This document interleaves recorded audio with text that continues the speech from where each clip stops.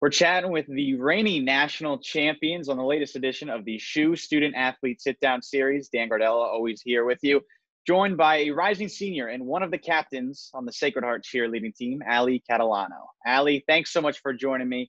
Before we even talk about this year, I want to get right into the national championship last year. Now that you've had some time to reflect on it, what was that experience like for you and the rest of your team? Oh, wow. It's a hard feeling to describe, I think. You know, it was a combination of a lot of things, really. Our season's really long, so start practicing in August for nationals, which are in January, and it kind of falls on the coach to make sure the team is peaking at the right time. In October, when they give us our routine, they have to predict like where the team's going to be skill wise in January. So it has to be realistic, but difficult enough to give us something to work toward. And most time coaches try to make their routines based on maxing out the score sheet. So usually pushing those difficult skills until the last minute, you're still left with doubts. And everyone knows it's the teams who hit at finals that make an impression.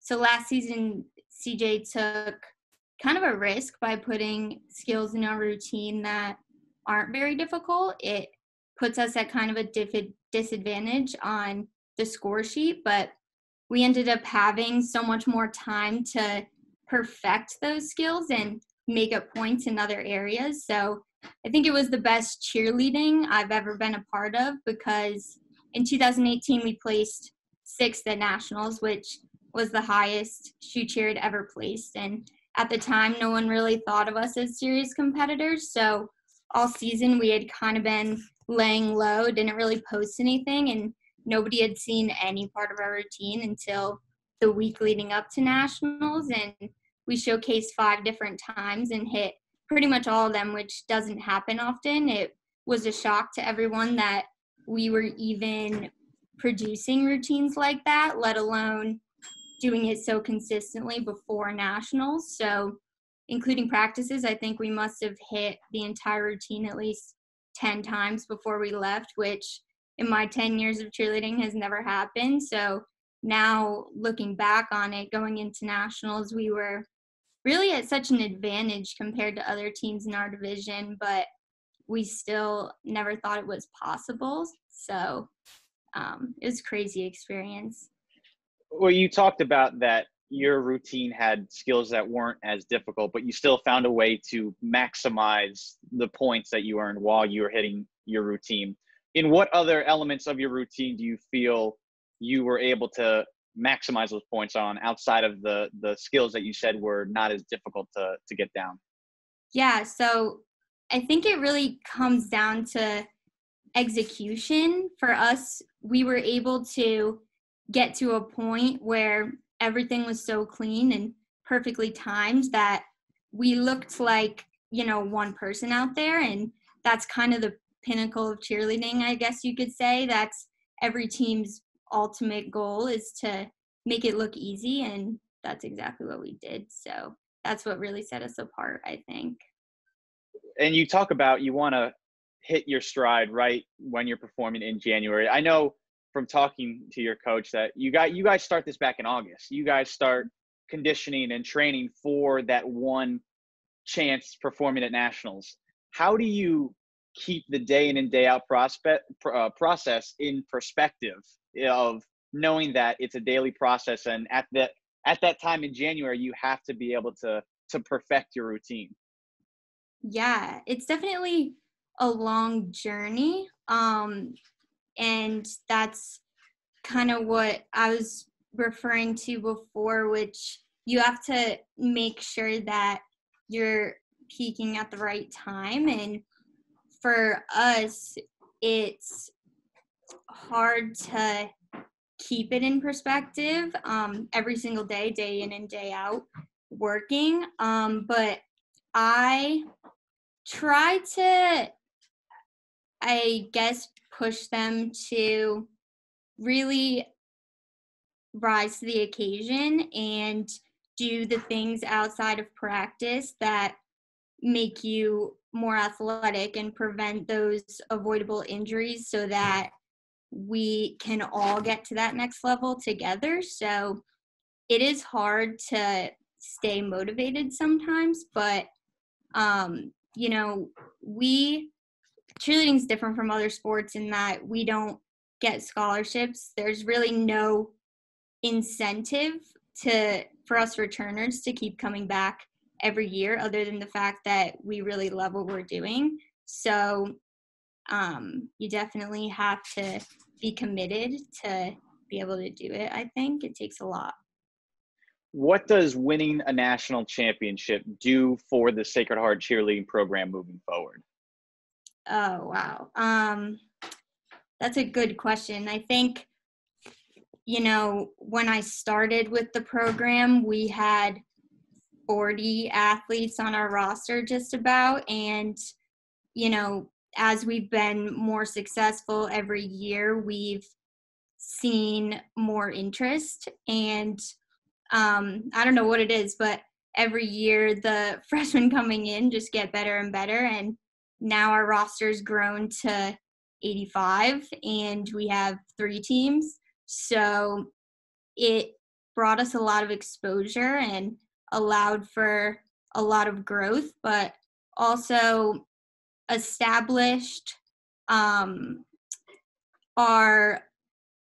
competitiveness in our division and in cheerleading, but also in Sacred Heart sports, we established ourselves as a winning program, which for us means a lot because, it's part of our job to support everyone else. And, we don't always get that in return. So it's means a lot to us to be able to get that recognition because, we're not really used to it. And I think actually we were one of the first, if not the first Division I national title that Sacred Heart has. So, yeah, we're just making history, I guess. So now moving forward and with everything that's gone on, have you been able to start your conditioning in August like you usually have? What's been the difference between a regular year and a year with all the circumstances that we've been thrown at? Yeah, we haven't actually heard anything about nationals yet.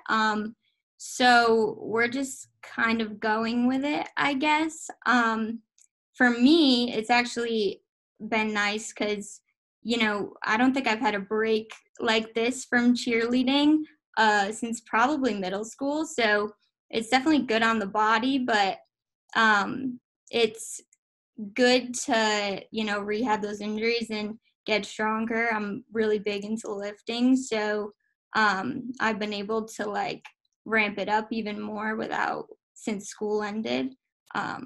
So it's a longer off season than we're used to, but we don't really know what our timeline is going to look like yet. So, yeah. Well, I'll leave with this then. You come off the national championship, you come home, you have all, this celebration for your accomplishment. How can you get better going into next year? What do you think you can still improve upon to try and repeat as national champions? It's definitely going to be a young team, which is different.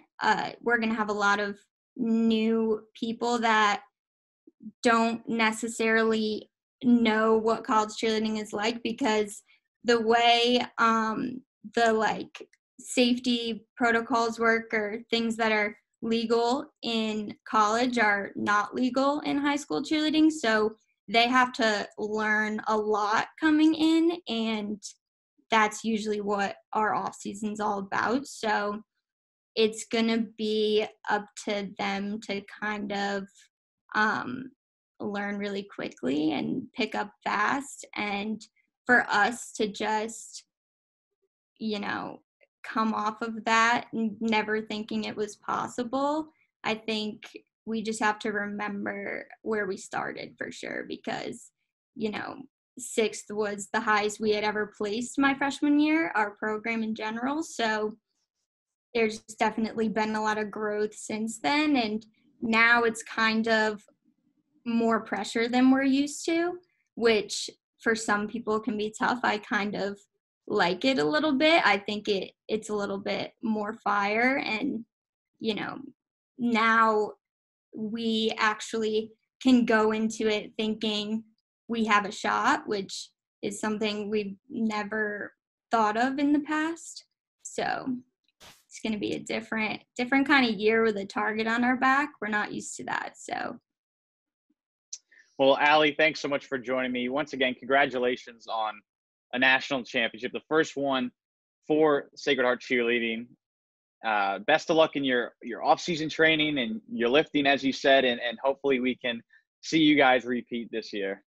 yes, thank you so much for having me. Appreciate it.